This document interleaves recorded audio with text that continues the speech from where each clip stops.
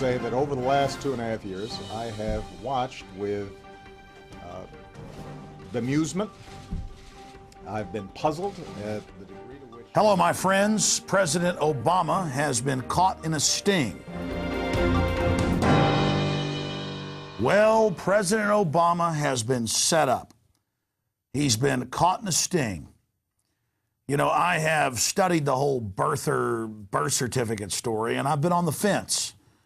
But the more I look at it, the more it is absolutely clear that a cover-up is going on. What are the big developments? Well, I had Jerome Corsi, investigative journalist, on my radio show today, and he said, Alex, I'm going to send you the WorldNet Daily article that I wrote back in February of this year, where we had moles inside the Department of Health in Hawaii who told us that the birth certificate wasn't there, but the scuttlebutt was it was going to be added and that it would then be released. Then, 3 weeks before Obama came out in late April and released the birth certificate, Corsi has the emails, the correspondence, all of it on record, that they came to him and said, now the birth certificate is there and they're getting ready to release it. But investigative reporter Corsi and the publisher of WorldNet Daily, Joseph Farah, decided to let the president take the bait. Let him come out like Nixon did and lie about the plumbers not being under his control at the Watergate. They decided to let Obama come out and put his name publicly to this latest forgery. And that has now happened.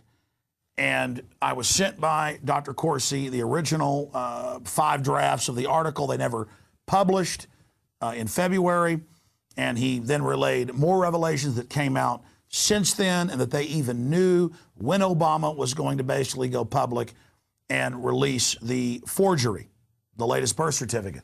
This is incredible information. Also, new info has come out about him using a Connecticut Social Security number that is not his. Now, this issue is so giant. That's why Obama has stonewalled for 2.5 years, spent over $2 million with a lawyer, brought the lawyer into the White House to try to suppress this. And when they got desperate because of the publication of the book, Where's the Birth Certificate, they blinked and released this fraud that's been analyzed as a fraud.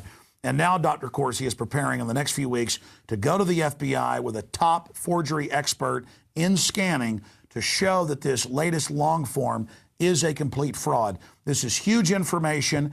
The never before published articles that WorldNet Daily decided to basically sit on and let Obama take the bait are now up at Infowars.com and PrisonPlanet.com. Ladies and gentlemen, this is going to be Obama's Waterloo, his Watergate. And there's no doubt a cover-up is going on.